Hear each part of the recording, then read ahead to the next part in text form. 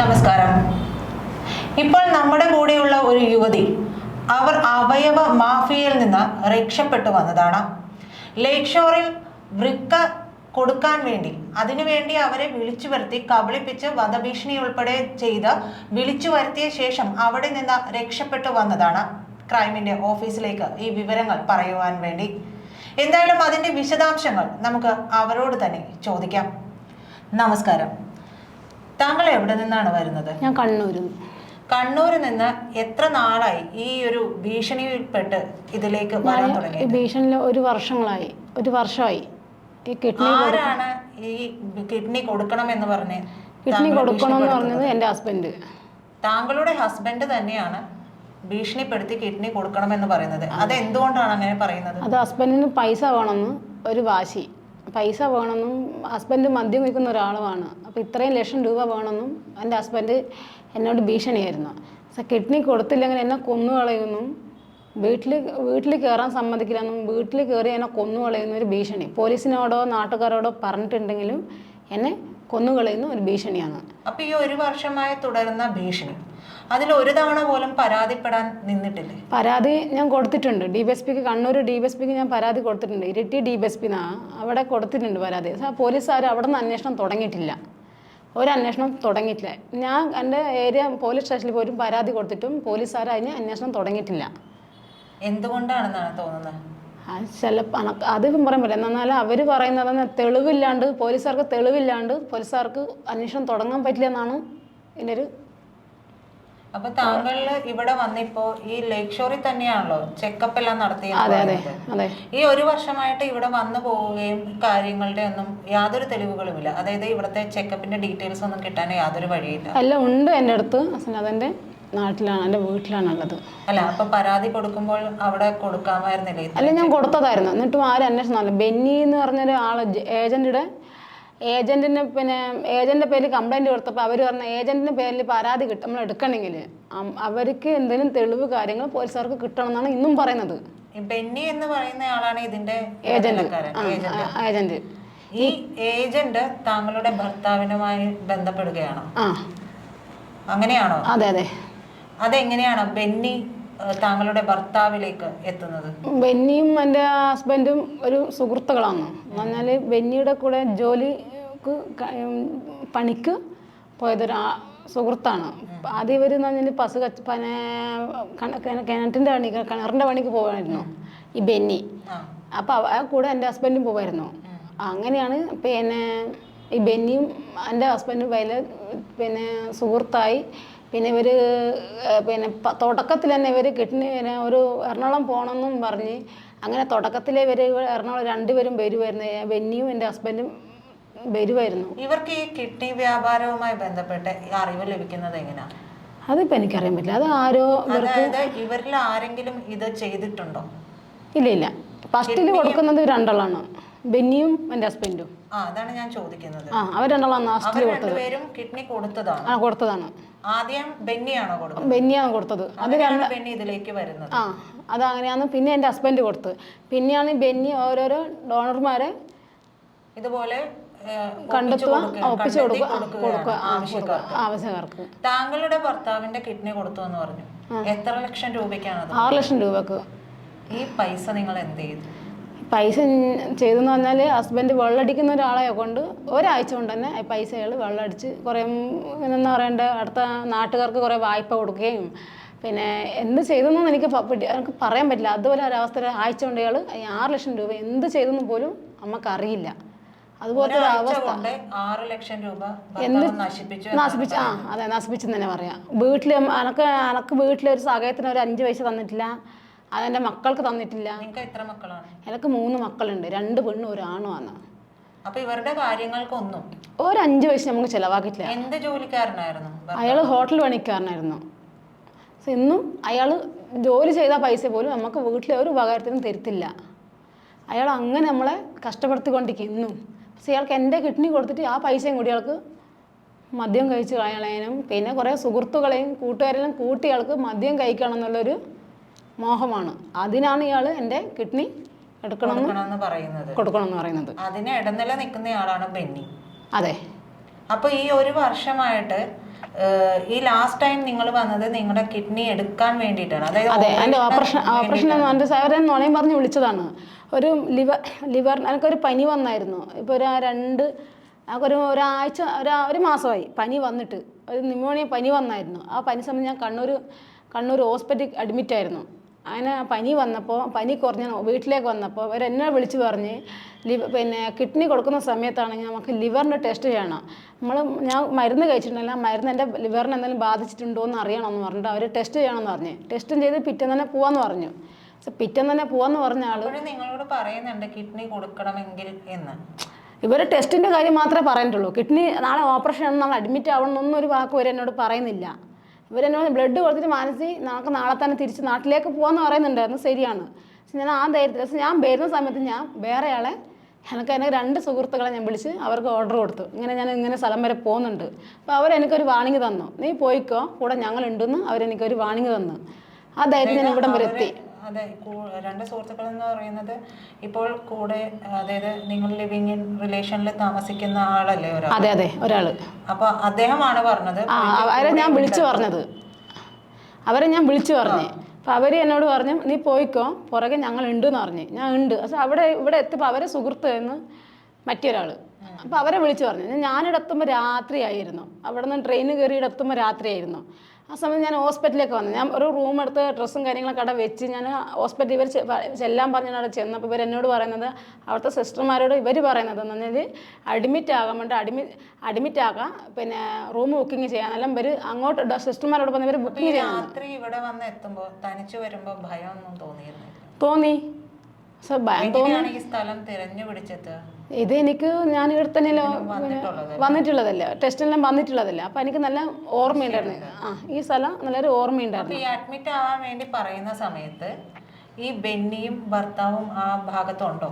ഉണ്ടായിരുന്നോന്ന് എനിക്കറിയില്ല. പക്ഷെ ഹോസ്പിറ്റലിൻ്റെ ഉള്ളിൽ അവരില്ലായിരുന്നു. പുറത്ത് ഉണ്ടോ ഇല്ലെന്ന് ഞാൻ അറിയില്ല. പക്ഷെ ഇവരെന്നോട് വിളിച്ചിട്ട് പറഞ്ഞത് ഇവർ ആലുവയിലാണ് ഉള്ളതെന്നാണ് പറഞ്ഞത്.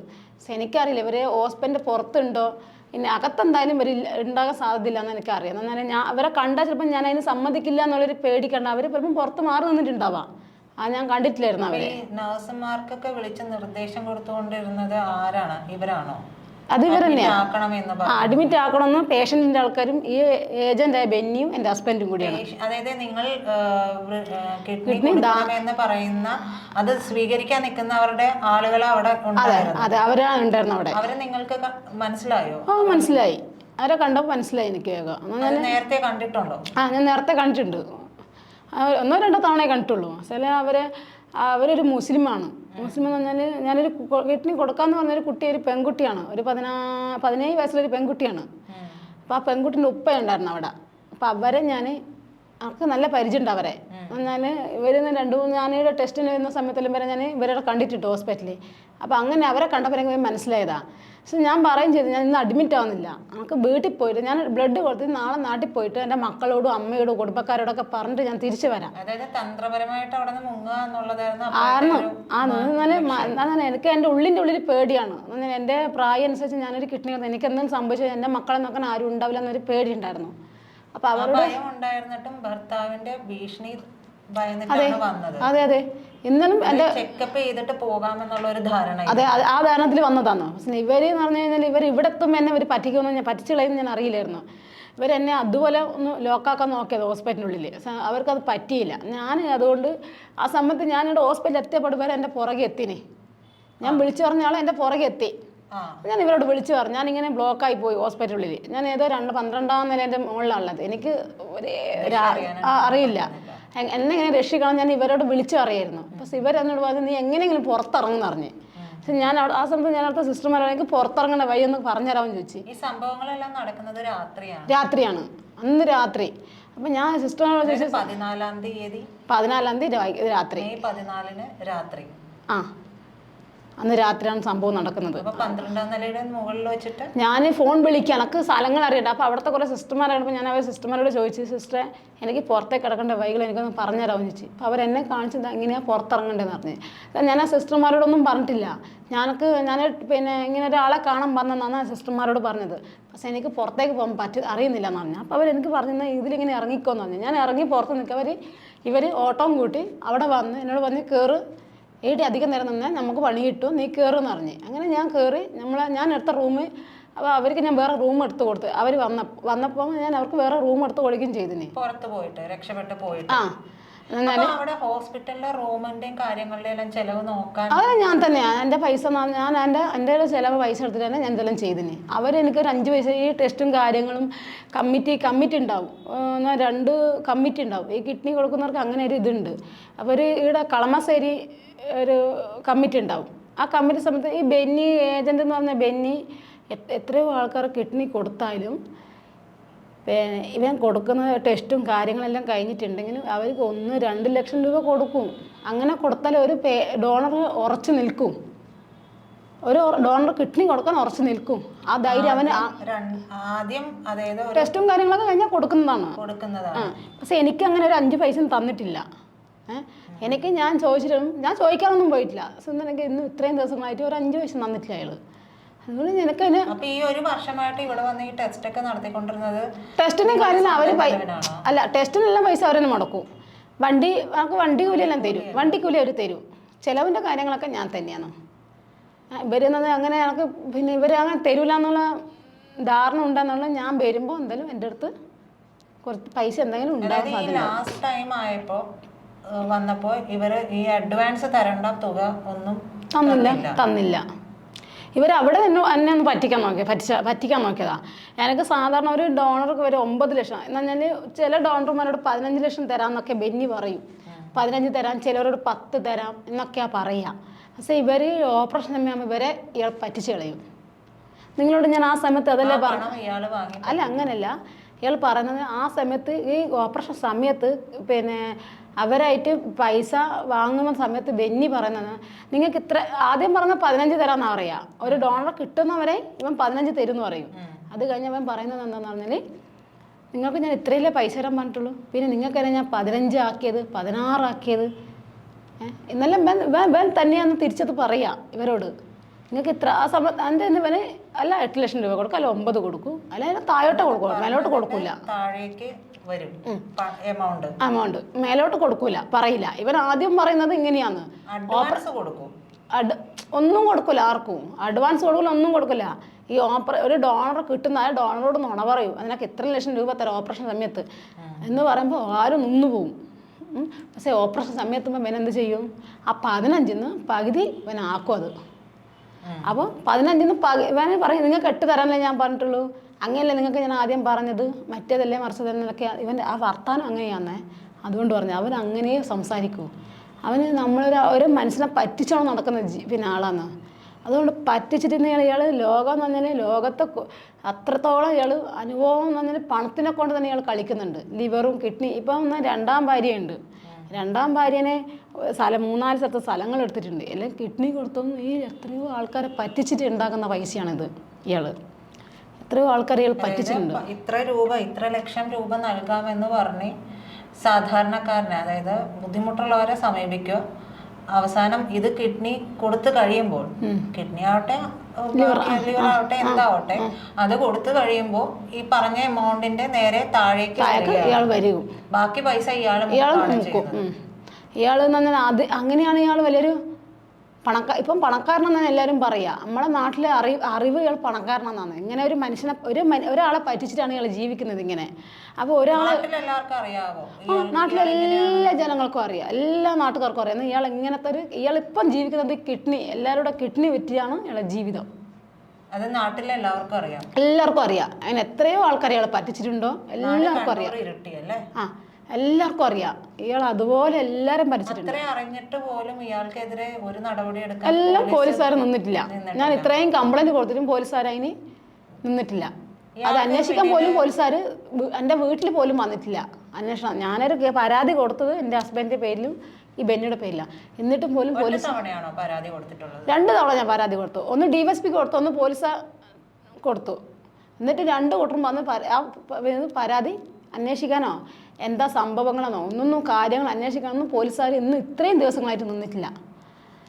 ഡിവൈഎസ്പി എന്താ പറഞ്ഞത്? DYSP എന്നോട് എന്ന് പറഞ്ഞാൽ DYSPനെ ഞാൻ കണ്ടിട്ടില്ലായിരുന്നു. അവിടുത്തെ സാറുമാരെ കണ്ടത്. അവിടുത്തെ SI സാറുമാരെ കണ്ടപ്പോൾ അവർക്ക് ഞാൻ ഈ പരാതി കൊടുത്തു. അവരെന്നോട് പറഞ്ഞത് ഈ കേസ് നിങ്ങൾ ഏരിയപ്പെട്ട സ്റ്റേഷനിലേക്ക് അയക്കാം, നിങ്ങൾ അന്വേഷിക്കട്ടെ എന്ന് പറഞ്ഞു. അവരും വന്ന് അന്വേഷിച്ചിട്ടില്ല. ഇപ്പം ഞാൻ മിഞ്ഞാന്ന് വിളിച്ചു, ഞാനിവിടെ എത്തി സാറേ, ഇവരെന്നെ കിഡ്നി എൻ്റെ ഭീഷണിപ്പെടുത്തി. എൻ്റെ നാട്ടിലെ പോലീസ് CI സാറെ ഞാൻ വിളിച്ചിട്ട് പറഞ്ഞു, സാറേ ഇങ്ങനെയാണ് സംഭവം, അവരെൻ്റെ കിഡ്നി എടുക്കുമ്പോൾ അവരെന്നെ നുണയും പറഞ്ഞ് വിളിച്ചു വരുത്തി എന്ന് പറഞ്ഞപ്പോൾ ആ സാർ എന്നോട് പറഞ്ഞത് ഇവിടുത്തെ ഈ നടക്കുന്ന എടുത്ത സ്ഥലത്തിൻ്റെ പേര് പിടികിട്ടുന്നില്ല, ഈ ലെക്സോർ ഹോസ്പിറ്റലിൻ്റെ അടുത്ത് ഒരു പോലീസുകാരുണ്ടായിരുന്നു. ആ സ്ഥലത്തിൻ്റെ അല്ല, മറന്നുപോയി. അവിടുത്തെ പോലീസുകാരെ വിളിച്ച് പറയാമെന്ന് പറഞ്ഞു. അവിടെ തന്നെ പനങ്ങാട് പോലീസുകാരെ വിളിച്ചു പറയാമെന്ന് എൻ്റെ നാട്ടിലെ പറഞ്ഞു. അതിൻ്റെ CI പറഞ്ഞു. അതിൻ്റെ വിളിച്ചു പറഞ്ഞപ്പോൾ എൻ്റെ മൊബൈൽ സ്വിച്ച് ഓഫ് ആയിപ്പോയി. ആ മൊബൈൽ സ്വിച്ച് ഓഫ് ആയപ്പോൾ ഇവർക്ക് ഇവിടുത്തെ പോലീസുകാർക്ക് എന്നെ അന്വേഷിക്കാൻ പറ്റില്ലായിരുന്നു. ഇന്നലെ രാത്രി പോലീസുകാർ ആ റൂമിൽ ഞാൻ 2 റൂം എടുത്തായിരുന്നു. അവിടെ ഇവർക്ക് റൂം എനിക്ക് റൂമും ഞാൻ എടുത്തായിരുന്നു. ഹോസ്പിറ്റലല്ല, ഹോസ്പിറ്റലിൻ്റെ പുറത്ത്. അപ്പോൾ അവിടെ പോലീസുകാർ വന്നിട്ട് ഞാൻ പറഞ്ഞത് എന്നെ രക്ഷിക്കാൻ വന്ന 2 പേരാണ് ഇവർ. അത്രയൊരു വാക്കേ ഞാൻ പറഞ്ഞിട്ടുള്ളൂ. അപ്പത്തിന് പോലീസുകാർ ഇവരെ ഇട്ട് അടിക്കുകയായിരുന്നു. എനിക്കൊന്നും പറയാനോ അവരെന്താ കാരണം എന്തിനു വന്നത്, ഞങ്ങൾ ആരെ എന്നാന്ന് പോലീസുകാർ ചോദിക്കാനുള്ള അടിയായിരുന്നു പോലീസുകാരുടെ. റൂമിലിട്ടാണ് അടിക്കുന്നത് ഇവരെ. അപ്പം ഞാൻ പറയുന്നുണ്ട് അവരെ അങ്ങനത്തെ ഒരാളല്ല. പോലീസുകാരോട് ഞാൻ വന്നിട്ട് പോലീസുകാർ കേൾക്കണ്ടാണ് അവരടിച്ചത്. ഞാനൊന്നും എൻ്റെ വാക്ക് വീഴാൻ പോലും ഇവർ തന്നെ ഞാനൊരു കാര്യം പറയാൻ പോലും പോലീസുകാർ സമ്മതിക്കാണ്ട് അവരെ അടിച്ചു. അപ്പോൾ അത് ചെയ്തെന്ന് പോലീസുകാർക്ക് തന്നെ ഒരാൾ അടിക്കാൻ മാത്രം പോലീസുകാർക്ക് തന്നെ പറ്റുന്നുണ്ട്. ഞങ്ങൾക്ക് ഇത്രയും വലിയൊരു പരാതി കൊടുത്തിട്ടും പോലീസുകാർ അത് അന്വേഷിക്കാൻ ഇറങ്ങിയിട്ടില്ല. അതെൻ്റെ നാട്ടിലാകുന്ന സംഭവം. പിന്നെ ഞാൻ എൻ്റെ റേഷൻ കാർഡും ആധാറിലും ആലുവയിലൊക്കെ മാറ്റിയതും ഈ ബെന്നി കാരണമാണ്. അവിടുത്തെ DYSP ലെറ്ററാണ് ഞാൻ മാറ്റുന്നത്. അത് എൻ്റെ കണ്ണൂർ DYSP ലെറ്റർ തരില്ല എന്ന് പറഞ്ഞു. ഞാനൊരു ST ആണ്. അപ്പോൾ ST എൻ്റെ കിഡ്നി കൊടുക്കാൻ പോലീസുകാർ സമ്മതിക്കില്ല എൻ്റെ നാട്ടിൽ നിന്ന് പറഞ്ഞായിരുന്നു. അപ്പോൾ അത് അവിടെ നിന്ന് എന്തായാലും കിട്ടില്ല എന്നൊരു അറിവ് ബെന്നിക്ക് മനസ്സിലായപ്പോൾ ബെന്നിയുടെ മനസ്സിലൂടെ ബെന്നി എൻ്റെ ഹസ്ബൻഡിനോട് പറഞ്ഞു നമുക്ക് ആധാറും റേഷൻ കാർഡും നമുക്ക് ഇങ്ങനെ സ്ഥലത്തേക്ക് മാറ്റാം, എന്നിട്ട് നമുക്ക് അവിടുത്തെ DYSP ലെറ്റർ വാങ്ങാന്ന് പറഞ്ഞു. അത്രയും ഊഹിച്ച് കാര്യങ്ങളൊക്കെ ചെയ്യാനായിട്ട് പിടിപ്പുള്ള ആളാണ് ബെന്നി. അതെ, രാഷ്ട്രീയ സത്യം ഉടായ്പ കളിക്കാനും എല്ലാം എടുക്കാനത് രാഷ്ട്രീയമായിട്ട് ഇയാൾക്ക് അതും ബന്ധമുണ്ട്. ഏത് പാർട്ടിയുമായിട്ട്? CPM പാർട്ടിയായിട്ട് തന്നെ. CPM ആയിട്ടോ ചേർന്ന്? CPM പാർട്ടി എന്ന് പറഞ്ഞു കഴിഞ്ഞാൽ ഇയാള് പാർട്ടിക്ക് വേണ്ടി ഇയാള് എന്തും ചെയ്യുന്നുണ്ട്. പാർട്ടിക്കാർ പിന്നെ എന്നെ വിളിച്ച് കുറച്ച് ഭീഷണിപ്പെടുത്തിയിരുന്നു. എൻ്റെ എൻ്റെ നാട്ടിലെ CPM പാർട്ടിക്കാർ. ഞാൻ പറഞ്ഞു എന്നെ ഭരിക്കാൻ നിൽക്കണ്ട, ഞാനൊരു ST ആണ്, എന്നെ ഭരിക്കാൻ പാർട്ടിക്കാർക്ക് അധികാരമില്ല, എൻ്റെ താല്പര്യം ഉണ്ടെങ്കിൽ മാത്രമേ എനിക്ക് കിഡ്നി കൊടുക്കാൻ പറ്റൂ, അല്ലാണ്ട് ബെന്നി പറഞ്ഞ പോലെയോ പാർട്ടിക്കാർ പറഞ്ഞ പോലെ എനിക്ക് ചെയ്യാൻ പറ്റില്ല. ഞാൻ കിഡ്നി കൊടുക്കണമെന്ന് പറഞ്ഞു. അതെ, അത് വിളിച്ച് എന്നെ വിളിച്ചിട്ട് എന്നോട് പറയാ അവർ അഡിമിറ്റല്ലേ, നിനക്ക് പോയി അവർക്കൊരു ഞാൻ പറഞ്ഞു ഞാനൊരു ST ആണ്, എനിക്ക് താല്പര്യം ഉണ്ടെങ്കിൽ എനിക്ക് കൊടുക്കാൻ പറ്റും. ഞാനത് പാർട്ടിക്കാരോട് അങ്ങോട്ട് അതുപോലെ ദേഷ്യത്തോടെ തന്നെയാണ് അവർ പറഞ്ഞത്. തിരിച്ച് നല്ലോണം പറഞ്ഞായിരുന്നു. തിരിച്ച് നല്ലപോലെ CPM പാർട്ടിക്കാർ നല്ലപോലെ വേക്ക് പറഞ്ഞായിരുന്നു. അപ്പോൾ അവർ തിരിച്ചെന്നാ പറഞ്ഞത്, ബെന്നിയെ വിളിച്ചിട്ട് അവർ പറഞ്ഞു ഞാൻ തെറി പറഞ്ഞെന്നു. തെറി പറഞ്ഞത് വേറെ, ഞാനൊരു ST ആണ്, എൻ്റെ കിഡ്നി കൊടുത്തു കഴിഞ്ഞാൽ എല്ലാവരും കുടുങ്ങുന്നൊരു അവസ്ഥയാണ്. പുറമെ അറിഞ്ഞിട്ടുണ്ടെങ്കിൽ എത്രയും ആൾക്കാർ കുടുങ്ങേണ്ടതാ, അത് പാർട്ടിക്കാർക്ക് തന്നെ അറിയാം. എന്നിട്ടും പാർട്ടിക്കാർ അവർക്ക് കൂട്ടു നിന്നിട്ട് അവരെന്നെ ഭീഷണിയായിരുന്നു. ഞാനത് വിട്ടു കൊടുക്കാണ്ട് ഞാൻ തിരിച്ചങ്ങോട്ട് അതുപോലെ രാത്രി നിങ്ങളുടെ കൂടെ ഉണ്ടായിരുന്ന 2 പേര് അവരെ അടിച്ചു പോലീസുകാര്. തുടർന്ന് എന്താ ഉണ്ടായേ? അവര് കയറി വന്നപ്പാടും ഞാൻ എൻ്റെ റൂമിൻ്റെ കഥ അടച്ചിട്ടുണ്ടായിരുന്നു. ഇവർ രണ്ടാളും നിൽക്കുന്ന റൂമിൻ്റെ കഥ അടക്കാണ്ട് ഇവർ രണ്ടാളും എന്തോ വർത്തമാനങ്ങൾ പറഞ്ഞുകൊണ്ടിരിക്കുകയായിരുന്നു. അപ്പോൾ ഈ പ്രശ്നത്തിൻ്റെ കിഡ്നീൻ്റെ പ്രശ്നം തന്നെയാണ്, ബെന്നിയുടെ ഇങ്ങനെയൊക്കെയാണ്. അവരിങ്ങനെ തന്നെ എന്നെ കൊണ്ടാണ് പറഞ്ഞത്, ചെറിയൊരു പ്രായമുള്ള ഒരു പെൺകുട്ടി ഇങ്ങനെ കിഡ്നി കൊടുക്കും, അവൾക്ക് മക്കളില്ലേ. എന്നാലും ഇവർ രണ്ടാളും ഇരുന്ന് പറയുമ്പോൾ അന്ന് പോലീസുകാരൊക്കെ കയറി വരവ് വന്ന പാടും എൻ്റെ റൂമിൻ്റെ കഥക് മുട്ടി. ഞാൻ തുറക്കാൻ താമസിച്ച് അതിൻ്റെ ഇടക്ക് ഇവരോട് എന്തോ ചോദിച്ചപ്പോൾ എന്തോ മറുപടി പറഞ്ഞിന് പോലീസുകാരോട്. അല്ല, അവർ 2 പേരും മാത്രം. ഞാൻ എൻ്റെ റൂമിലാണ്. അതെ, ഞാൻ എൻ്റെ റൂമിലാണ് ഉണ്ടായിരുന്നത്. ആ സമയത്ത് ഇന്ന് പോലീസുകാർ കയറി വന്നത്. ഞാൻ കഥക് തുറന്ന് ഇതാരാ ഞാൻ എന്നോട് ചോദിക്കും. അപ്പം ഞാൻ അതെന്നെ ഈ കിഡ്നിൻ്റെ പേരിൽ എന്നെ രക്ഷിക്കാൻ വന്ന ആളാന്ന് പറഞ്ഞില്ല. അപ്പം അവരുടെ പോലീസുകാരുടെ വിചാരം എന്താ, ഏജൻറ്റും എൻ്റെ ഹസ്ബൻഡും ആണോ എന്നുള്ള ധാരണത്തിലാണ് ഇവരെ അടിച്ചത്. ഞാൻ പറയുന്നത് സാർ അവരല്ല, അടിക്കരുത്, അവരല്ല. ഞാനൊന്ന് പറഞ്ഞോട്ടെ, പറയാൻ സമ്മതിക്കാണ്ട് പോലീസുകാർ കയറി അടിക്കേണ്ട ആവശ്യം പോലീസുകാർക്ക് ഇല്ലായിരുന്നു. അപ്പം ഇന്നലെ അതാണ് സംഭവം അവിടെ. ഇപ്പം ഈ പ്രശ്നം വന്നേരം വെന്നി എന്നെ വിളിച്ചിട്ടില്ല. ഞാൻ അവിടെ നിന്ന് ഹോസ്പിറ്റലിൽ ചാടി നടന്ന് രക്ഷപ്പെട്ടവരെ വെന്നി എന്നെ വിളിച്ചിട്ടില്ല. അതായത് നിങ്ങളുടെ വൃക്ക സ്വീകരിക്കാൻ നിന്നവരെ നിങ്ങൾ പോകുന്ന കാര്യം അറിഞ്ഞിട്ടുണ്ടാവും. ബെന്നിയോ? അല്ല, ഈ വൃക്ക ബെന്നി വാക്ക് കൊടുത്തവരുണ്ടാവുമല്ലോ, വൃക്ക നൽകാമെന്ന് വാക്ക് കൊടുത്തിട്ടുണ്ടാവുമല്ലോ നിങ്ങളുടെ. അവര് നിങ്ങൾ പോകുന്ന വിവരം അറിഞ്ഞിട്ടുണ്ടോ? അതെ, അറിഞ്ഞിനി. അവര് ഹോസ്പിറ്റലിൽ ഉണ്ടായിരുന്നു. അവരവിടെ ഹോസ്പിറ്റലിൽ അഡ്മിറ്റ് ആയിരുന്നു. പേഷ്യൻറ്റിൻ്റെ ആൾക്കാർ ഹോസ്പിറ്റലിൽ അഡ്മിറ്റ് ആയിരുന്നു. ഞാൻ പോയാൽ മാത്രമേ അവർക്ക് അവിടെ ഞാൻ പോയാൽ മാത്രമേ എന്നെ അവിടെ ഓപ്പറേഷൻ നടക്കുകയും ചെയ്യും, സൈൻ ചെയ്യാനും പറ്റും, എല്ലാം ഞാൻ പോകണം. പക്ഷെ ഞാൻ അവിടെ ചെന്നത് ഇവരെനിക്കിട്ടൊരു പണിയാനാണെന്ന് എനിക്ക് മനസ്സിലായില്ല. എന്നാലും എനിക്കൊരു എന്തൊരു മനസ്സിലെനിക്കൊരു ഇത്, അവർ ബോയ്സ് മെസ്സേജ് ഇട്ടതല്ല, ഞാൻ നല്ല കൃത്യമായിട്ടും വേറെ ആൾക്ക് ഇട്ട് കൊടുത്തു. ഇവർ പറയുന്നത് ബെന്നിയുടെ രണ്ടാം ഭാര്യയും പറയുന്നത്, രണ്ടാം ഭാര്യ എന്നെ വിളിച്ചിട്ട് ഭയങ്കര ദേശത്തുള്ള വർത്താനാണ്. അപ്പം ഞാൻ പറഞ്ഞത് നിങ്ങളെ കിഡ്നിയല്ല എടുക്കുന്നത്, എൻ്റെ കിഡ്നിയാണ് എടുക്കുന്നത്. എനിക്ക് തോന്നുന്ന സമയത്തേ വരാൻ പറ്റും. നിങ്ങൾ പറയുമ്പോൾ ഓടി വരാനൊന്നും എന്നെ കൊണ്ട് പറ്റില്ല. ആ സമയത്ത് നിങ്ങൾക്കൊരു കിഡ്നി കൊടുത്തൂടെ? അങ്ങനെ ഞാൻ മോശമായിട്ട് തന്നെ അവരോട് വർത്താനം പറഞ്ഞു. ഭീഷണി. ഭീഷണിയാ. ആദ്യ ഭാര്യ നാട്ടിലാണ്, കണ്ണൂര്. ആദ്യ ഭാര്യനെ ഇപ്പൊ ഈ വെന്നി നോക്കാറില്ല. ആദ്യ ഭാര്യനെ നോക്കല്ല.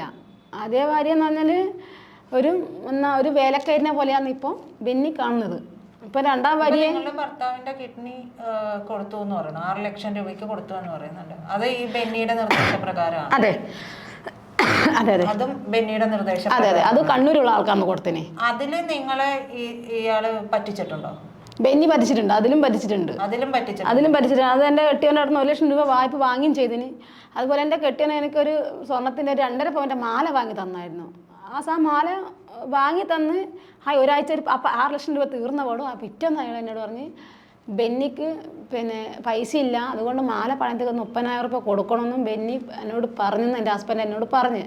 പക്ഷേ എനിക്കതിലൊന്നും പറയാൻ പറ്റില്ല, ഇയാളെ പൈസ ഒക്കെ വാങ്ങി തന്ന സാധനമല്ലേ.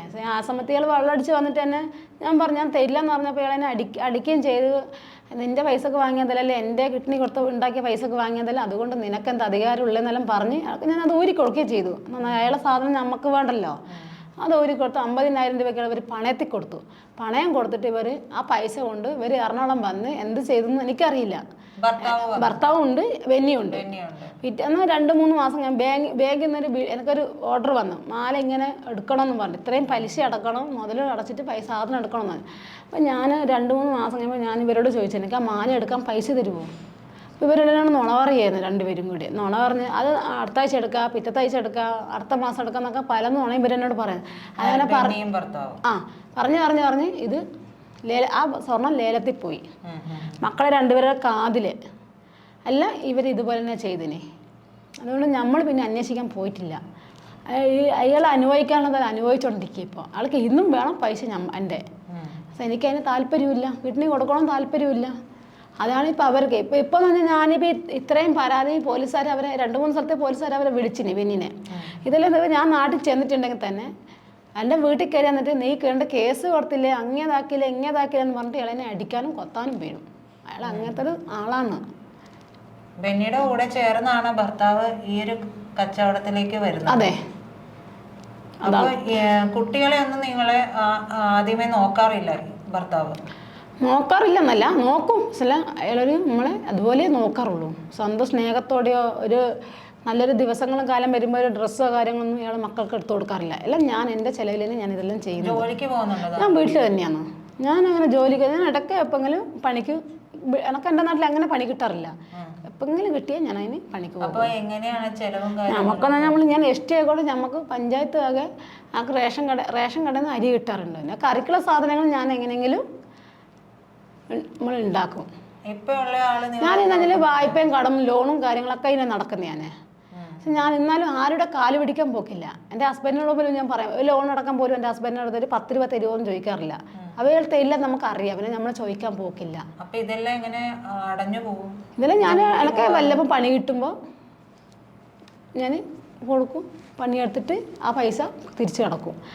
അതാണ് ഞാനിപ്പം വരുമ്പോൾ തന്നെ എൻ്റെ വീടിൻ്റെ അടുത്തുനിന്ന് ഒരു 5000 രൂപ ഞാൻ വായ്പ വാങ്ങിയിട്ട് വന്നത്. ഇന്ന് ഇതിപ്പോൾ എനിക്ക് ഞാനിപ്പോൾ എന്ന് പറഞ്ഞാൽ ഞാനൊരു വീട്ടു ജോലിക്ക് പോയിക്കൊണ്ടിരുന്നായിരുന്നു. ആ വീട്ടു ജോലിക്ക് പോയ സമയത്ത് കിട്ടുന്ന പൈസ ഞാൻ ആ കടം തീർക്കും. അങ്ങനെയാണ് ഞാൻ ചെയ്യാറ്. ഓവറും ഞാൻ അങ്ങനെയാണ് ചെയ്യാറ്. ഇപ്പോൾ തിരിച്ചു ചെല്ലുമ്പോൾ, നാട്ടിൽ ചെല്ലുമ്പോൾ ഭർത്താവും ബെന്നിയും വന്ന് എന്തെങ്കിലും ചെയ്യുമെന്ന് എന്നാലും വീട്ടിൽ കയറി അവരെന്നെ ഒന്നും ചെയ്യാൻ സാധ്യല്ല. ബെന്നിക്ക് എൻ്റെ വീട്ടിൽ കയറി ഞാൻ പിന്നെ പുറത്തിറക്കുണ്ടാവില്ല. എസ്റ്റികളെ വീട്ടിൽ കയറാൻ ഒരിക്കലും അവൻ അധികാരമില്ല, അവൻ കയറുമില്ല. അങ്ങനെയാണ് കയറി വന്നത്. ഞാൻ അന്നേരം പോലീസിനെ വിളിക്കും. അന്ന് ഞാൻ നോക്കട്ടെ പോലീസുകാർക്ക് എടുക്കാൻ പറ്റുമെന്ന്. അല്ല ഞാൻ അതിൻ്റെ മുകളിലും പരാതി കൊടുക്കും. അപ്പോൾ ഇനിയും ഇവർ വരില്ലേ? വരും, അവർ വരും. ആ ബെന്നി വന്നില്ലെങ്കിൽ എൻ്റെ കെട്ടിയോനെ പറഞ്ഞു വിടും. കെട്ടിയോന് കയറാൻ അധികാരം ഉണ്ടല്ലോ. ബെന്നിക്ക് കയറാൻ പറ്റില്ലെങ്കിലും എൻ്റെ കെട്ടിയോന് കയറാം. അപ്പോൾ അയാൾ ആ ധൈര്യത്തിൽ കയറി വരും. ഇനി എന്താ മുന്നോട്ടുള്ള വഴി? ഇന്ന് മുന്നോട്ടെന്ന് പറഞ്ഞാൽ കിഡ്നി കൊടുക്കാണ്ട് ഭർത്താവ് വയ്യെന്ന് മാറില്ല. ഇല്ല. അപ്പം അന്ന് എന്നുള്ള മുന്നോട്ടുള്ള വഴി എന്ന് പറഞ്ഞാൽ എനിക്ക് കിഡ്നി കൊടുക്കാൻ താല്പര്യവും ഇല്ല. ഈ എൻ്റെ ഹസ്ബൻഡ് എൻ്റെ അടുത്തും എൻ്റെ മക്കളുടെ അടുത്തും അയാൾ ഞാൻ ആർക്കും ഒഴിവാക്കിയും വേണം. അല്ലെങ്കിൽ ജീവിതകാലം വരെ ഇയാൾ എന്നോട് കിഡ്നി കൊടുക്കുമെന്ന് പറഞ്ഞ് ഇയാളെന്നെ ചിലപ്പോൾ എന്നെ കൊല്ലാനും മടിക്കില്ല.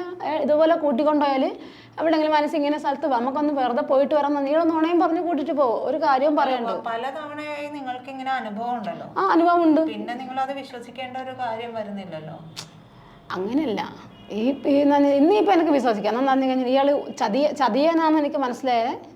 ഇന്നിപ്പോൾ ഇയാൾ വിളിച്ചാൽ ആദ്യമൊക്കെ ഞാൻ അങ്ങനെ ഒരു പൊട്ടത്തിനെ പോലെയായിരുന്നു. എന്നാൽ ഒന്നും അറിയാത്തൊരു എന്നോട് ആരൊന്നും പറയൂലായിരുന്നു. എൻ്റെ കെട്ടിയവൻ പോലും എന്നൊരു കാര്യം പറയാണ്ട് നുണയും പറഞ്ഞിട്ട് കൂട്ടിയിട്ട് വരുമായിരുന്നു. അങ്ങനെയാണ് എന്നോട് പറഞ്ഞു അങ്ങനെ 2 ടെസ്റ്റ് ചെയ്താൽ മതി, അല്ല ഒരാൾക്ക് ബ്ലഡ് കൊടുത്താൽ മതി, നിന്റെ പോസിറ്റീവ് അല്ലേ, നല്ല നുണയും പറഞ്ഞ് എന്നെ കൂട്ടിക്കൊണ്ട് വന്നിട്ടുണ്ട്. പല തവണ കൂട്ടിക്കൊണ്ട് ആളുകളെ കണ്ടെത്താനാണ് ഡിമാൻഡ് കൂടുതൽ അവർക്കാണ്. പോസിറ്റീവ് ആണെങ്കിൽ കൂടുതലും കിട്ടാറുള്ളൂ. അപ്പം അവർക്ക് എങ്ങനെയായാലും എല്ലാത്തിനും ഒരേ കണക്ക് തന്നെയാണ്. അവരൊരു കിഡ്നി കൊടുത്താൽ അത്ര പൈസ തരും. അത് നുണ പറയും. 20 തരാം 30 തരാം എന്നെല്ലാം പറയും. തരൂല. അപ്പം അവർ അങ്ങനെ കേൾക്കുമ്പോൾ ആരും നിന്നു പോയി. ഇത്തരം ലക്ഷങ്ങളല്ലേ കിട്ടുന്നുള്ള ധാരണത്തിൽ ആരും നിന്നു പോകും. പക്ഷെ ഇപ്പം എന്ന് പറഞ്ഞാൽ ഒരു വർഷമായിട്ടില്ല. ഞാനൊരു 5-6 2014 കൊടുത്തതാണോ. ഇപ്പോൾ 8-9 വർഷമായിന്ന് തോന്നുന്നു. ഇപ്പം വലിയ ജോലി നടക്കാൻ പറ്റില്ല. ഹോട്ടലിൽ ചെറുങ്ങനെ ചെറിയ ജോലി മാത്രം. വലിയ വെയിറ്റുള്ള പണികളൊന്നും എടുക്കാൻ പറ്റില്ല. വെയിറ്റുള്ള പണിയെടുത്ത് അയാൾ കിടന്നു പോകും നിലത്ത്. പിന്നെ ഇപ്പം എന്ന് പറഞ്ഞാൽ ഒരു 5-6 മാസം മുമ്പേ ഈ വെന്നിയുടെ കെയറോപ്പിൽ തന്നെ ഒരാൾ കിഡ്നി കൊടുത്തായിരുന്നു. ഒരാൾ കിഡ്നി കൊടുത്തിട്ട് അയാളെ 9 ലക്ഷം 10 ലക്ഷം രൂപ അയാൾക്ക് കൊടുക്കാമെന്ന് പറഞ്ഞു. ആ 10 ലക്ഷം രൂപ 8 ലക്ഷം രൂപ കൊടുത്തു. ബാക്കി 4 ലക്ഷം രൂപ കൊടുത്തില്ല. ഇന്നും അയാൾ വിളിച്ച ഇയാൾ വെന്നി ഫോൺ എടുക്കാറില്ല. ഇന്ന് അയാളും ഇതുപോലെ തന്നെ ഞാൻ കൊടുത്ത പോലെ കംപ്ലൈൻറ്റ് കൊടുത്തു. ഞാൻ DYSPക്ക് പോയിട്ട് കംപ്ലൈൻറ്റ് കൊടുത്ത് അവിടുത്തെ DYSP അന്വേഷിക്കാം. DYSP വിളിക്കുമ്പോൾ ബെന്നി ഫോൺ എടുക്കുന്നില്ല. ഇതാണ് ബെന്നി ഇതാണ് ചെയ്തോണ്ട് നടക്കുന്നത്. നമ്മളെ നാട്ടിൽ നിന്നും പുറമെ നാട്ടിൽ നിന്ന് എല്ലാം ഡോണറെ കണ്ടെത്തി കൊടുത്തിട്ടുണ്ട്. ഈ കിഡ്നീൻ്റെ ഒരു ഇതിൽ ഡോണർ ഇടണമെന്ന് പറഞ്ഞ് ആരെങ്കിലും നമ്പർ കൊടുത്തിട്ടുണ്ടെങ്കിൽ ആ നമ്പറിൽ വിളിച്ച് അവർ ഇതാക്കുക, അവരെ വിളിക്കുക, ഇത്രയും പണം തരാം, ഇത്ര ലക്ഷം തരാം. നാട്ടിൽ നിന്ന് ഈ ഒരു നിങ്ങൾ രണ്ടുപേരുടെ ഇപ്പൊ പറഞ്ഞ ആളുടെ ഉൾപ്പെടെ ഈ പരാതി മാത്രമേ ഉള്ളൂ ബെന്നിക്കെതിരെ? അത് ഇതിനു മുമ്പ് ബെന്നിക്കെതിരെ പരാതി വരും, നടപടി ഉണ്ടാവും, എന്തെങ്കിലും ചെയ്തിട്ടില്ല? ഇല്ല, അങ്ങനെയൊന്നും ചെയ്തിട്ടില്ല ആരും. എന്ന് പറഞ്ഞാൽ അതുപോലെ പറ്റിക്കുന്നല്ലേ. അപ്പോൾ ഇവനെന്താ അതെന്ന് പറഞ്ഞാൽ കിഡ്നി കൊടുക്കുന്ന സമയത്ത് ഇത്ര ലക്ഷം രൂപയാണെന്ന് പറഞ്ഞിട്ട് ഒരു വെള്ള പേപ്പറിൽ എഴുതി വാങ്ങി സൈൻ ചെയ്ത് ഒപ്പിട്ട് വാങ്ങും അവരുടെ അടുത്ത് നിന്ന്. ബെന്നിക്കൊരു ഇടപാടും ഇല്ലയെന്നും പറഞ്ഞിട്ട് ഇതിൽ ഈ പൈസ നഷ്ടപ്പെട്ടു പോയാലോ പിന്നെ ഈ കിഡ്നി നിങ്ങളെ താല്പര്യമാണ് കൊടുക്കുന്നത് അത് ഓപ്പറേഷൻ സമയത്ത് അന്ന് രാവിലെ അവർ ചെയ്യും. അപ്പോൾ എന്ന് പറഞ്ഞാൽ ഇപ്പോൾ ഞാനൊരു കിഡ്നി കൊടുക്കാൻ പോകുന്നു. അപ്പോൾ അവർ പേഷ്യൻറ്റിൻ്റെ ആൾക്കാരാണെങ്കിൽ ഇത്രയും ലക്ഷം രൂപ തരേണ്ടത്. അപ്പോൾ ആ സമയത്ത് ബെന്നി ഇതുപോലത്തെ ഒരു വെള്ള പേപ്പറിൽ പിന്നെ എല്ലാം സൈൻ ചെയ്ത് വാങ്ങിയിട്ട് നമ്മളോട് പറയും ഇതൊന്നും ഞാൻ ഉത്തരവാദിയല്ലെന്നും പറഞ്ഞിട്ട് അവൻ സൈൻ ചെയ്ത് വാങ്ങി അവൻ രക്ഷപ്പെടാനുള്ള ശ്രമം. അവൻ എത്രയോ വർഷങ്ങളായിട്ട് ഇത്രയും ആൾക്കാരാണ് അങ്ങനെയാണ് അവൻ ചെയ്തത്. അതുകൊണ്ട് ആർക്കും കംപ്ലൈൻറ്റ് കൊടുക്കാൻ പറ്റുന്നില്ല, ധൈര്യം കിട്ടുന്നില്ല. ഇവൻ ഇതുപോലെ സൈൻ ചെയ്ത് വാങ്ങുന്നില്ല, ഒരു മുദ്രപ്പേപ്പർ വാങ്ങുക, അതിൽ സൈൻ ചെയ്ത് വാങ്ങുന്നല്ലേ. അപ്പോൾ ഇവർക്കൊന്നും ചെയ്യാൻ പറ്റില്ല, ആർക്കൊന്നും ചെയ്യാൻ പറ്റില്ല. പക്ഷെ ഞാനത് ചെയ്യാത്തതുകൊണ്ട് എനിക്ക് ഈ കംപ്ലൈൻറ്റ് കൊടുക്കാനുള്ള ഇതുണ്ട്. ഞാൻ ഇന്നും ഇത് ചെയ്തിട്ടില്ല അത്.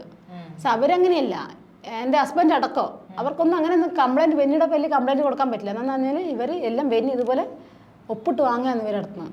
അതുകൊണ്ട് അവർക്കൊന്നും ചെയ്യാൻ പറ്റുന്നില്ല. ബെന്നിയുടെ പേരിൽ കേസ് കൊടുക്കുമ്പോൾ ചിലപ്പോൾ പോലീസുകാരുടെ ചോദ്യം വരും, നിങ്ങൾ പൈസ കൊടുത്തത് സൈൻ ചെയ്ത്. അപ്പോൾ ബെന്നി ആ പേപ്പർ കാണിച്ചപ്പോൾ ഇവരാണ് കുടുങ്ങുന്നത്. ആ ധൈര്യം ആ ഒരു ഇത് ബെന്നിക്കും ഉണ്ട്, അതുകൊണ്ട് ബെന്നി അതിലും കളിക്കുന്നുണ്ട്.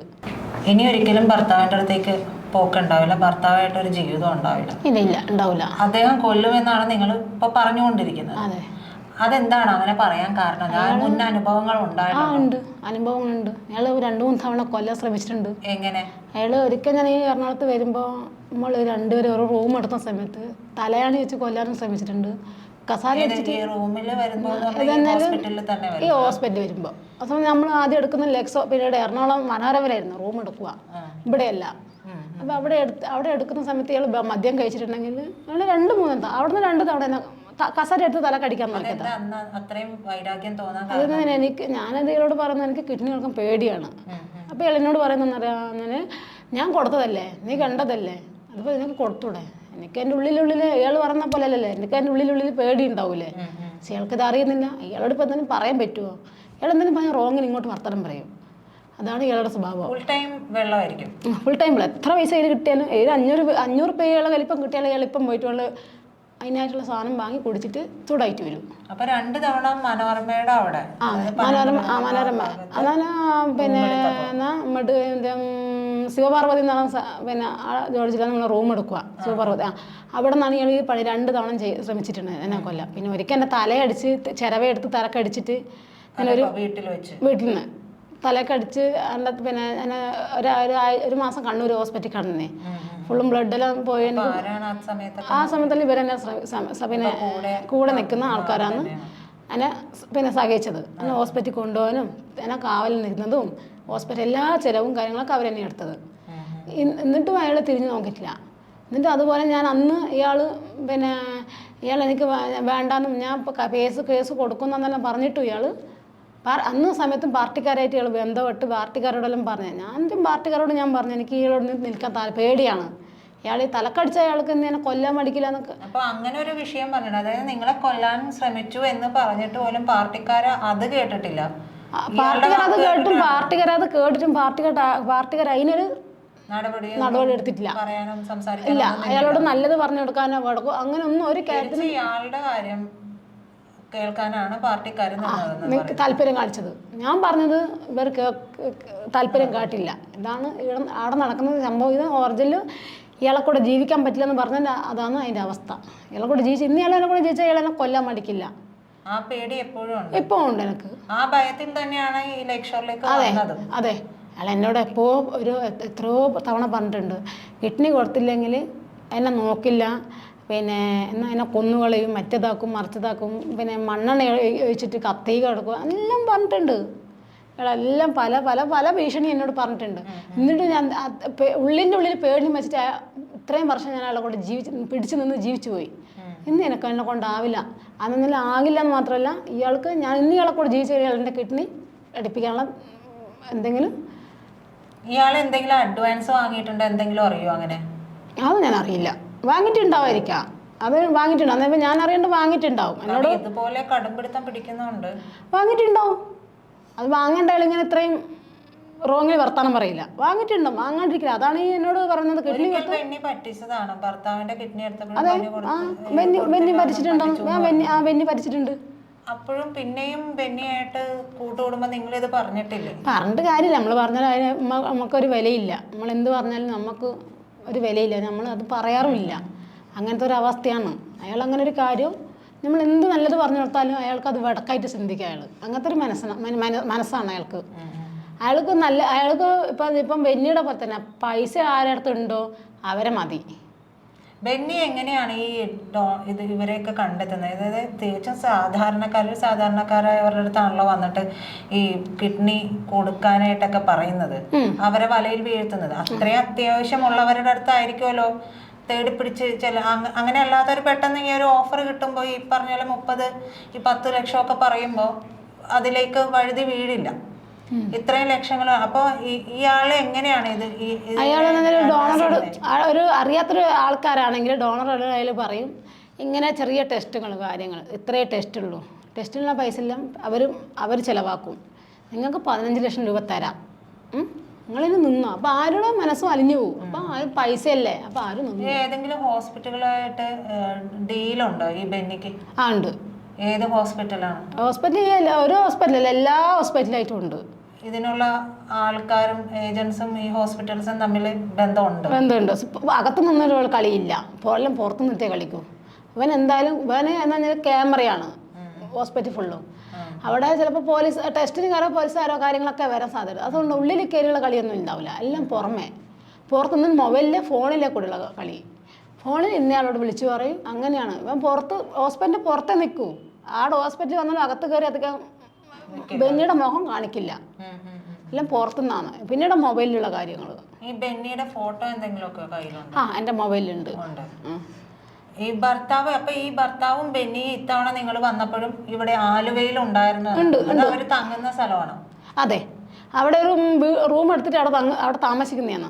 അത് പിന്നെ മാനന്തവാടി എന്നവന് സ്ഥലം വാങ്ങിയായിരുന്നു ബെന്നി. അവിടെ നിന്ന് ഇവൻ വരുന്നത് രണ്ടാം ഭാര്യനെ കൂട്ടി എറണാകുളം വരുമ്പോൾ അവിടെയാണ് റൂം എടുക്കുന്നത്. രണ്ടാം ഭാര്യ മാനന്തവാടിക്കാരിയാണ്? അല്ല, അത് നാട്ടുകാരിയൊന്നും എനിക്ക് അങ്ങനെ അറിയില്ല. ഞാൻ ഇവളെ കാണാൻ തുടങ്ങിയിട്ട് ഒരു വർഷമായിട്ടുള്ളൂ. പക്ഷേ ഈ ബെന്നിയുടെ ആദ്യ ഭാര്യയായിട്ട് നല്ല കമ്പനി ഉണ്ട്, എൻ്റെ നാട്ടുകാരത്തി തന്നെയാണ്. നിങ്ങൾ നല്ല കമ്പനി ഉണ്ട്, അവർക്ക് ഇപ്പൊ ഒരു വിലയില്ല.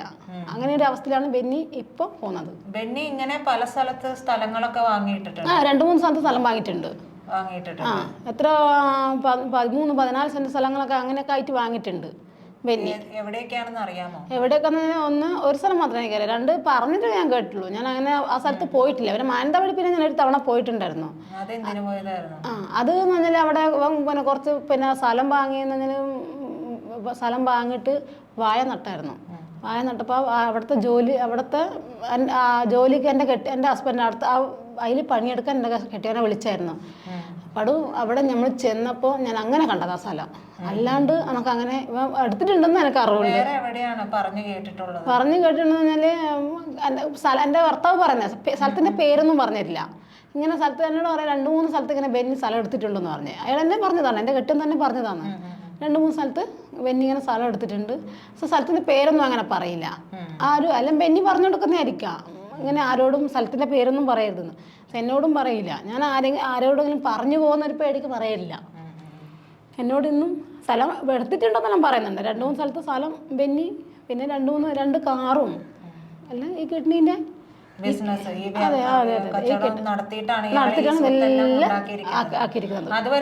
സാധാരണക്കാരനായിരുന്നു. ഒരു പാവപ്പെട്ട ഒരു മനുഷ്യനെ പോലെയായിരുന്നു.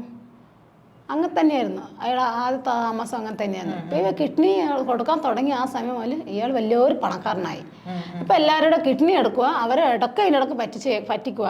ഇപ്പൊ എന്നോട് തന്നെ പറഞ്ഞു, കിഡ്നി നിന്റെ ഓപ്പറേഷൻ കഴിഞ്ഞാൽ എനിക്ക് 1 ലക്ഷം രൂപ വായ്പ തരണേന്ന്. അത് മുൻകൂട്ടി പറഞ്ഞു വായ്പ തരണമെന്ന് പറഞ്ഞു. അയാൾക്ക് ഇപ്പൊ പൈസ ഭയങ്കര ടൈറ്റാണ്, അതുകൊണ്ട് ആ 1 ലക്ഷം രൂപ വായ്പ തരണം. ഇപ്പൊ നിങ്ങളുടെ കിഡ്നി കൊടുക്കാൻ വേണ്ടി ഇയാള് ഏർപ്പാടാക്കുന്നുണ്ടല്ലോ, അതിന് എത്ര ലക്ഷം രൂപയാണ് പറഞ്ഞിരിക്കണേന്ന് അറിയാമോ? എനിക്ക് തരാനാ? എനിക്ക് 9 ലക്ഷം രൂപ തരാന്നാ പറഞ്ഞത്. 9 ലക്ഷം രൂപ തരാന്നാ പറഞ്ഞത്. ഇങ്ങനെ ഓരോരാളോട് ഓരോരോ വിലയാന്ന് പറയാ. അങ്ങനെയാണ് ഇയാളെ അവസ്ഥ. എന്തെങ്കിലും അഡ്വാൻസ് തരാന്നോ മറ്റോ പറഞ്ഞിരുന്നോ? എന്നോടൊന്നും പറഞ്ഞിട്ടില്ല. അഡ്വാൻസ് തരാന്നും അങ്ങനൊന്നും പറഞ്ഞിട്ടില്ല. ഡീലിങ്സ് എല്ലാം ഭർത്താവുമായിട്ടാണ്? അതെ. ഭർത്താവിനും ഇയാൾക്കും ഇപ്പൊ ബെന്നിക്കും മനസ്സിലായിട്ടുണ്ടോ നിങ്ങള് ഇവിടെ തന്നെ ഉണ്ട്, ഇല്ല ഇതിന് ചാടിപ്പോ? അതെല്ലാം പേഷ്യന്റിന്റെ ആൾക്കാർ പറഞ്ഞിട്ടുണ്ടാവും. പക്ഷെ ഞാനിപ്പോ ഇവിടെ ഉള്ളെന്നും ഈ എറണാകുളത്ത് ഉണ്ടെന്ന്, ഞാൻ നാട്ടിലേക്ക് തിരിച്ചു പോയെന്നുള്ള ധാരണ അവരെ ഞാൻ ഇപ്പൊ എറണാകുളത്ത് ഉണ്ടെന്ന് അവർക്ക് അറിയില്ല. നാട്ടിൽ ചെന്നാല് ഞാൻ ഇന്ന് അവസ്ഥ എന്ന് പറഞ്ഞാൽ എനിക്ക് വീട്ടിൽ കയറി ചെല്ലണമെങ്കിൽ അടുത്ത DSPനെ കണ്ട്, SIനെ കണ്ട്, CAനെ കണ്ട് എല്ലാം കാര്യങ്ങളൊക്കെ പറഞ്ഞിട്ട് എനിക്ക് വീട്ടിൽ കയറാം. പരാതി കൊടുത്താൽ എന്നാലും അവർ അന്വേഷിക്കാനൊന്നും പറ്റില്ല. അവരങ്ങനെയാണ് ഒരവസ്ഥ. എന്നാലും അവർക്ക് കൊടുക്കാണ്ടിരിക്കാൻ പറ്റില്ലല്ലോ. അപ്പോൾ അവിടെ ചെന്നിട്ട് അവരുടെ തീരുമാനം എന്താണെന്ന് അറിഞ്ഞിട്ട് മുന്നോട്ട് പോകണം. അല്ലാതെ ഹസ്ബൻഡിന് ഇന്ന് ജീവിതകാലം വരെ വീട്ടിൽ കൊണ്ട് വെച്ചോണ്ടിരിക്കാൻ എന്നെ കൊണ്ട് പറ്റില്ല. എന്നെ കൊല്ലാനും പോലും മടിക്കില്ല. ഇന്നും ബേക്കും ഇന്ന് എനിക്ക് ഡെയിലും ചീത്തയും ബഹളവും അടിയും ബഹളം. എനിക്കും എൻ്റെ മക്കൾക്ക് ഒരു നേരത്തെ സ്വൈര്യം തരത്തില്ല ആള്. അതിൽ മക്കളെ ഇതുപോലെ തന്നെയാണ്. ഇനി ഇയാൾ ഇതിന്റെ ഇപ്പൊ ഒരു തവണ രക്ഷപ്പെട്ടല്ലോ, ഇനിയിപ്പോ പരാതി കൊടുക്കുകയും ചെയ്യുന്നുണ്ട്. CIക്കും DYSPക്കും ഒക്കെ കൊടുക്കുമെന്ന് പറയുന്നുണ്ടല്ലോ. അപ്പൊ ഇനി ആയാലും ഇയാൾ ഇത് തന്നെ ഇതിന് വരുമെന്ന് ഉറപ്പുണ്ടോ? അത് പറയാൻ പറ്റില്ല. ചിലപ്പോൾ അയാളെ കാര്യം അങ്ങനെയാണോ? ചിലപ്പോൾ ഇതെല്ലാം കുറച്ചും താന്ന് നിൽക്കുന്ന സമയത്ത് പിന്നെ ഇയാൾ ഷോപ്പിങ്ങിട്ട് വന്നേക്കാം. അയാൾ അതും വരാൻ മടിക്കില്ല. അതായത് ഇപ്പം എന്ന് പറഞ്ഞു കഴിഞ്ഞാൽ എന്നെ കണ്ടുകൂടാ, എൻ്റെ മക്കളെ ഒന്നും കണ്ടുകൂടാ. എൻ്റെ മക്കളെ മദ്യം കഴിച്ചാൽ എൻ്റെ മക്കളെ അടിക്കുകയും ചീത്തറിയും എന്നാൽ പറയേണ്ട ഒരു പെൺകുട്ടിയാന്നുള്ള ധാരണ വെച്ചിട്ട് അയാൾ ആദ്യ സെസ് ഭാഷയിൽ അയാൾ പെൺകുട്ടിയോട് സംസാരിക്കും, ഇന്നും സംസാരിക്കും. അയാൾ വെള്ളം അടിച്ചിട്ടുണ്ടെങ്കിൽ പെൺകുട്ടിനെ കൊലയാട്ട് പറയും. അങ്ങനത്തെ ഒരു മനുഷ്യനത്. അതുകൊണ്ട് മക്കൾക്ക് പോലും അയാളെ മക്കൾക്ക് പോലും അയാളെ കണ്ടുകൂടാ. അങ്ങനത്തെ ഒരു അവസ്ഥയിലാണ് ഇന്ന് നമ്മൾ ജീവിച്ചു പോകുന്നത്. എന്തായാലും ഇത്തവണ ബെന്നിയുടെയും ഭർത്താവിന്റെയും കയ്യിൽ നിന്ന് രക്ഷപ്പെട്ടു. ഇന്നിപ്പോ രക്ഷപ്പെട്ടെന്ന് പറഞ്ഞാല് അവരെന്ന് പറഞ്ഞു കഴിഞ്ഞാൽ അവർ ഇന്ന് ഇതുപോലെ ആൾക്കാരെ കിഡ്നി കൊടുക്കാൻ പാടില്ല എന്നാണ് ഞാൻ പറയുന്നത്. എന്ന് പറഞ്ഞാൽ ഇതുപോലെ ആയിരിക്കും ഇവർ നോണെ. അതെ, ഇത് പെട്ടുപോയാൽ അവർക്ക് കിട്ടുന്നതല്ലല്ലോ കിട്ടുന്നത്, അതും കുറച്ചിട്ടാണ് കൊടുക്കുന്നത്. പറ്റിക്കാണ്. അതെ, പറ്റിച്ചോണ്ടിരിക്കുക അവരെ. ആരെയായാലും ഇപ്പൊ എന്നെ ആയാലും ആരെയായാലും പറ്റിച്ചോണ്ടിരിക്കുക ഇപ്പൊ അവര്. ഈ ബെന്നി എന്ന് പറഞ്ഞാൽ പൈസ മേലെ പറ്റിക്കാന്ന് പറഞ്ഞാൽ ഭയങ്കര മിടുക്കനാണ്. എല്ലാരും വെള്ളം പറ്റിക്കും, ചതിക്കാനും പറ്റിക്കാൻ നല്ല ആൾക്കാരാണ്. ബെന്നി ആരെങ്കിലുമായി ഇടപാട് നടത്തുന്നുണ്ടല്ലോ അവര് ശ്രദ്ധിക്കണം എന്നാണ് പറയുന്നത്. അതെ, അതൊന്നും ശ്രദ്ധിക്കാൻ മാത്രമല്ല, അവരങ്ങനത്തെ ഒരു പരിപാടി നിർത്തണം. അതല്ലെങ്കിൽ എത്ര അതെ ഇനി ആരെയും അങ്ങനെ കൊടുക്കാം. രണ്ടാളും പറഞ്ഞാൽ അവർക്ക് അതുപോലത്തെ ശിക്ഷ കൊടുത്താൽ അത് ജയിലിൽ കിടത്തണം എന്നാണ് ഞാൻ പറയുന്നത്. എന്നാൽ അവർ അതുപോലത്തെ ഒരു മാഫിയയാണ്. അതെ, അവയവ മാഫിയയുടെ ഭാഗമാണ് ഭർത്താവും ബെന്നി എന്നാണ് പറഞ്ഞു വയ്ക്കുന്നത്. അതെ, അവരിൽ നിന്ന് അവരിലെ ജയിലിലടക്കാനായിട്ട് നടപടി ഉണ്ടാവണം അല്ലേ? എന്നാ അതങ്ങനെ ചെയ്യണം, എന്നാലും അവർക്ക് അതിനൊരു ഇത് വരുമോ. എന്നാ ബെന്നിയുടെ കാരണം എന്ന് പറഞ്ഞു കഴിഞ്ഞാല് കേസ് പോലീസുകാർ എന്നെ ഒന്നും ചെയ്യില്ല എന്നുള്ള ധൈര്യം അവനത് ചെയ്യുന്നു. അതിന് കൂട്ടു നിൽക്കുന്നത് പാർട്ടിക്കാരും, CPM പാർട്ടിക്കാർ കൂടുതലും കൂട്ടി നിൽക്കുന്നുണ്ട്. ബെന്നി എന്ത് വിളിച്ച് പറഞ്ഞാലും പാർട്ടിക്കാർ അന്നേരം സ്റ്റേഷനിൽ വിളിച്ചു പറയും. അപ്പത്തിന് പാർട്ടിക്കാർ വിളിച്ചു പറയുമ്പോൾ പോലീസുകാർ അതും ചെയ്യും. തള്ളി എന്ന് പറഞ്ഞിട്ട് പോലീസുകാർ അങ്ങ് വിട്ടല്ല. അങ്ങനെ ചെയ്യരുത്. ബെന്നിനെ ഫുള്ളായിട്ട് ലോക്കാക്കിയാ വേണ്ടേ. ബെന്നിനെ അനിൽകുമാർ, എൻ്റെ ഹസ്ബൻഡിൻ്റെ പേര് അനിൽകുമാർ എന്നാണ്, അയാളെയും കൂടി ലോക്കാക്കിയാ വേണ്ടേ. ജീവിതകാലം വരെ അവർ ഇതുപോലെ ഇത്രയും ജനങ്ങളെ പാവം അവർ വാങ്ങിയിട്ടുണ്ട്, അതുപോലെ തിരിച്ചവർക്ക് കിട്ടണം തിരിച്ചടി. അതാ ചെയ്യണ്ടേ. അവർ ഇതത്തോടെ അവസാനിപ്പിക്കണം ഇത്. എന്നാൽ ഇതുപോലെ ഇവർ കാരണം എത്രത്തോളം ആൾക്കാർ വീട്ടിൽ ജോലിക്ക് പോകാനും മക്കളെ നോക്കാൻ പറ്റാത്തൊരവസ്ഥയിൽ എത്രയോ ആൾക്കാരായി പോകുന്നുണ്ട്. പിന്നെ കൂലിപ്പണി എടുക്കുന്ന ആൾക്കാരുണ്ടാവും, പിന്നെ സർക്കാർ ജോലിക്ക് പോകുന്ന ആൾക്കാരുണ്ടാവും. അവരെ പിന്നെ നമുക്ക് സർക്കാർ ജോലിക്കാർ നമുക്ക് അന്വേഷിക്കേണ്ട ആവശ്യമില്ല. കൂലിപ്പണിക്ക് പോയ അവർ മക്കളെ പോറ്റണമെങ്കിൽ ഒരു കിഡ്നി കൊണ്ട് പറ്റില്ല. അവർക്ക് 2 കിഡ്നി ഉണ്ടെങ്കിൽ അവർക്ക് ഒരു വെയിറ്റുള്ള ജോലി ചെയ്യാൻ പറ്റുമോ? അതൊന്നും അല്ല ഇവർ. ഇപ്പം ചിലരുണ്ട് ഇരന്ന് നടക്കുന്ന അവസ്ഥയിൽ ഇവരായിട്ടുണ്ട്. ഈ ബെന്നി ഇത്രയും ആൾക്കാരെ കിഡ്നി എടുത്തിട്ട് അതന്നെ എന്നാല് പണിയെടുക്കാൻ പറ്റാത്ത അവസ്ഥയിലായിട്ടുണ്ട്. അതുപോലെ ഉണ്ട് അവസ്ഥ. എന്നാൽ ജോലിക്ക് വെയിറ്റുള്ള പണിയെടുക്കാൻ പറ്റില്ലല്ലോ. ജോലിക്ക് പോലെ ചിലർ കല്ലിന്റെ പണിക്ക് പോകും. ആ കല്ല് അവർക്ക് വെയിറ്റുള്ള സാധനമല്ല, അത് പൊന്തിക്കാൻ പറ്റില്ലെങ്കിൽ അവരുടെ കാര്യം കഴിഞ്ഞില്ലേ. അവർ കിഡ്നി കൊണ്ട് അവർക്ക് താങ്ങാൻ പറ്റുമോ? 2 കിഡ്നി ഉണ്ടെങ്കിൽ നമുക്കൊരു ശരീരത്ത് നമ്മളെ ജോലി എന്ന് പറഞ്ഞാൽ 2 കിഡ്നി ഉണ്ടെങ്കിൽ മാത്രമേ നമുക്ക് എന്തും ചെയ്യാൻ പറ്റൂ. അപ്പൊ എത്ര രൂപ വരെ പറ്റിച്ചിട്ടുണ്ട്? ഏതാണ്ട് താങ്കളുടെ 10-30 ലക്ഷം രൂപ വാങ്ങും. ഒരു പേഷ്യന്റ് നടന്ന് 10-30 ലക്ഷം രൂപ. അതായത് ഈ സ്വീകരിക്കാം എന്ന് നിൽക്കുന്ന ആളുടെ കയ്യിൽ നിന്ന് ഒരു 10-30 ലക്ഷം രൂപ വാങ്ങും. തിരിച്ച് ഇത് കൊടുക്കുന്ന ആൾക്ക് എത്ര ലക്ഷം രൂപ കൊടുക്കും? 9 കിഡ്നിക്ക് 9. പിന്നെ ലിവർക്ക് 12 ലക്ഷം രൂപ.